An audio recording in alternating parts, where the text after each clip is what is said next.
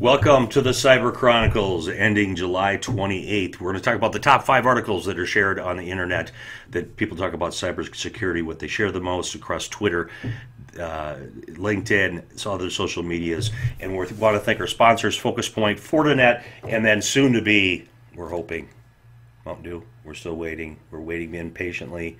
But I am jacked up on Mountain Dew, so this is going to be probably a quicker show than normal. Let's get started. So this week's show, we're going to talk about hackers that breach a bank not once, but twice in the same 8 months. Wow, that's not good. We're going to talk about Google's got security keys that neutralize some phishing attacks. We're going to talk about a new Bluetooth attack that affects millions of devices for major manufacturers. We're going to talk about why you may be getting a little notice on your Google or on your Google Chrome, if you use that, saying not secure on your website. And then our number one article is going to talk about Russian hackers and how they got into the control rooms of the U.S. utilities. Important article. You need to stay tuned. Let's get started.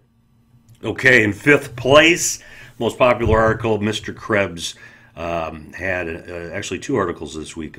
Krebs is in the top 5. Very popular writer. Hackers breached a Virginia bank twice in 8 months, stole $2.4 million. Interesting article. He really goes through it in detail on what happened. First Bank, there was a phishing attack, went to First Data. They use their ATM cards. They do it over the weekend, which is because obviously staff is not there usually quite as frequently, and stole about $569,000 during that incident. The particular incident occurred over Memorial Day weekend, so they were able to use hundreds of ATMs across North America to dispense funds and increase their limits, and then obviously stole $569,000. The National Bank hired another company, Forensics, to investigate. They determined the hacking tools are Russian origin, and they went in and they put in some protocols called web velocity leaks, which basically flags repeated transactions very, very quickly. How does that happen? An individual can't do that. It's got to be an automated system. But yet the same group, according to Verizon, they came back in and they used a different system this time and hacked the bank's system called Navigator. So all in total, they lost $2.8 million. They've sued their insurance company because they want they had liability insurance of a rider of $8 million. Insurance companies coming back and saying that they're not liable for this due to it's exclusively covered by debit card rider and not the $1 million C&E rider. And then it goes into the legalese stuff, which quite frankly, we're not a legal podcast, so I'm not going to go into that shit.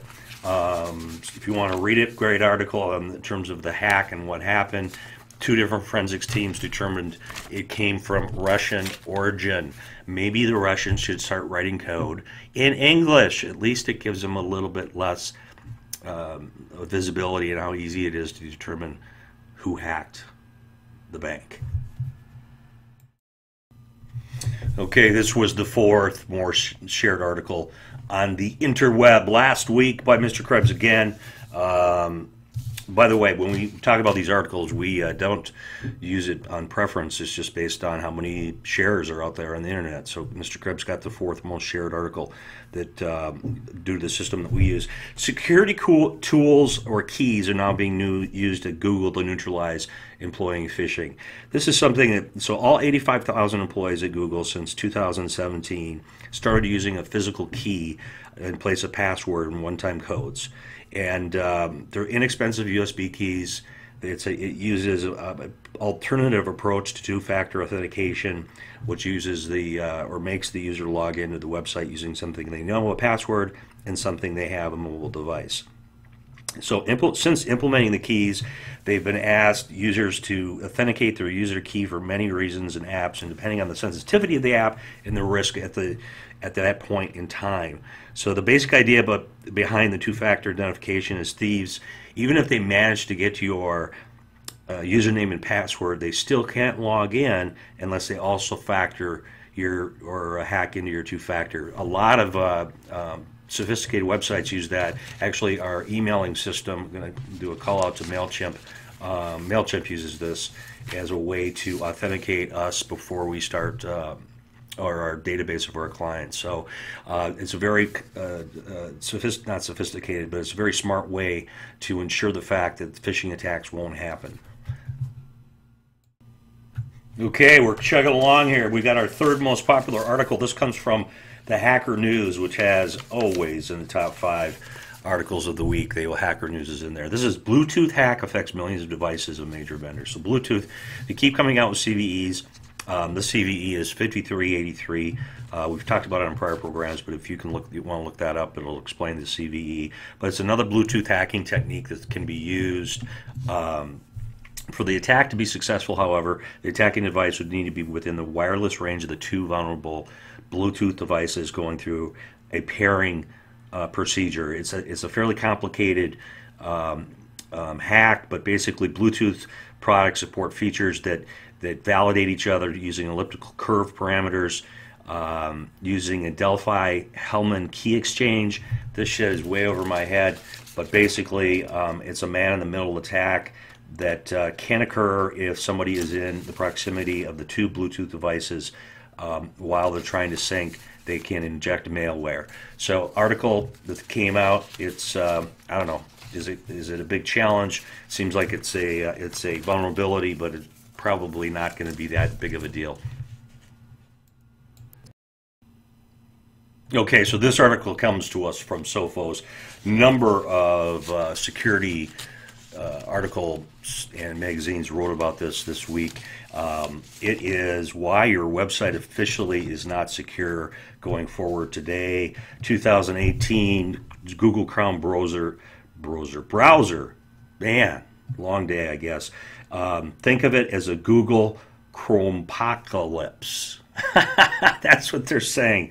All HTTPs are going to be slapped with a not secure label, regardless if they're transactional or not. So, and they also Google hits you on your Google ranking if you're not HTTPS. The Cyber Chronicle actually was just HTTP because we don't have any data in there. There's just RSS links, but yet I didn't want us to look like we weren't secure, so I went ahead and got a certificate and went forward with the HTTPS. How important is it? It's not very. The world won't end. It's a slight message. I'm not even sure a lot of people will notice it unless they're in the business. But it also, I think, could give people the misunderstanding that if you do have HTTPS, that you're secure. That does not mean this website's secure. It just means that you have HTTPS, which gives you some encryption capabilities. Does not mean the website's 100% secure, kids. So that's the one thing when I was reading this, I'm like, I don't know if it's a good idea to say something is secure. If you go to some different sites just to check out vulnerabilities, you'll find that almost every website has some sort of vulnerability in it. But so that just happened last week. Once you get the new Chrome update, other browsers are not doing this yet. This is only for Chrome, but Chrome is the predominant browser used today.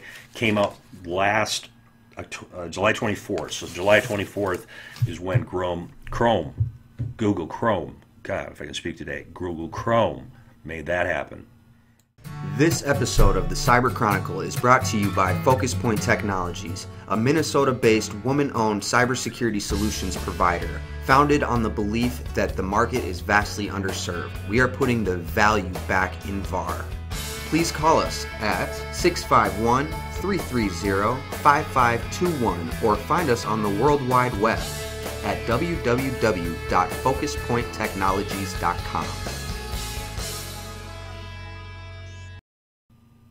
Okay, the most shared article on the internet last week was about Russian hackers got control of U.S. utilities. And again, so I'm going to read some of this. The Hill was the #1 share, but Wall Street Journal was the one, I believe, that originally reported it.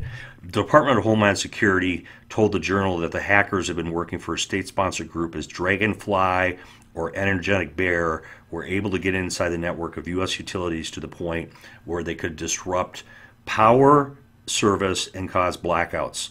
They got to the point where they could have thrown switches.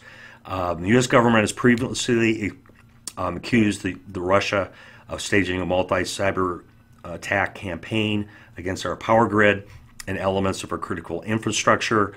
Efforts back as early as 2016 is trying to get our networks up to speed to offset that.